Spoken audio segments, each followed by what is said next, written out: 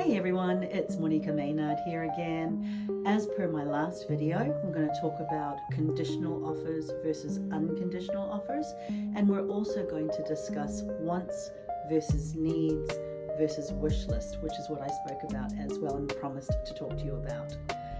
So when you found this amazing house that you want to make your home, you've got the choices of making a conditional offer or an unconditional offer, and really it depends on how the property is being sold. So if the property that you want to buy is being sold by price or price by negotiation, then you can put in either an unconditional offer or a conditional offer. So the difference between the two is that an unconditional offer means that you have done all your due diligence, you've spoken with the bank and your finances approved, you have gotten your building report done and you're happy with all of that, and your lawyer has looked at all the documents, checked the limb, the title, and everything else for you. And so you can put in an offer that is subject to no conditions, cash unconditional, and it's actually a really, really strong offer. It's also when you're buying at auction that you want to have that unconditional offer or the unconditional status.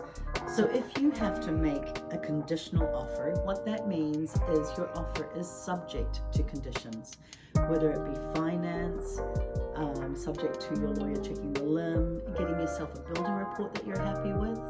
That is what you call a conditional offer.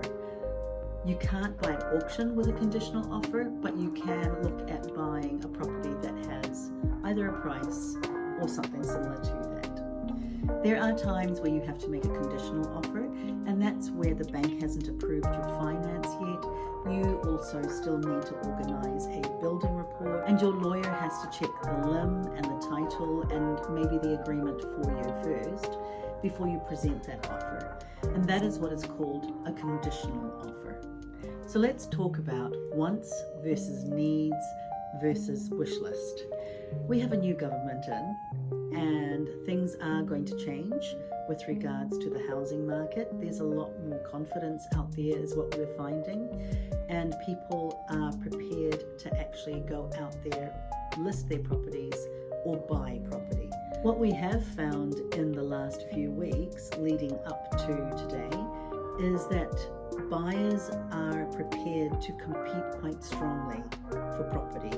Now at an auction, what we say to our buyers is, have your budget, this is what you're wanting to spend, and take a look at that and maybe have a little bit of a buffer, because there are times when you do have to compete, and if you're not wanting to lose the property of your dreams, you may need to pay a little bit more.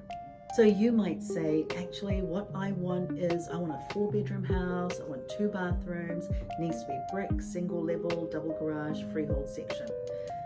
What you need to do is find out from your broker or your bank what your pre-approval limit could be, and then search for the area that you want to live in. From there, you look and you say, okay, this is my budget and this is what I can find within this budget.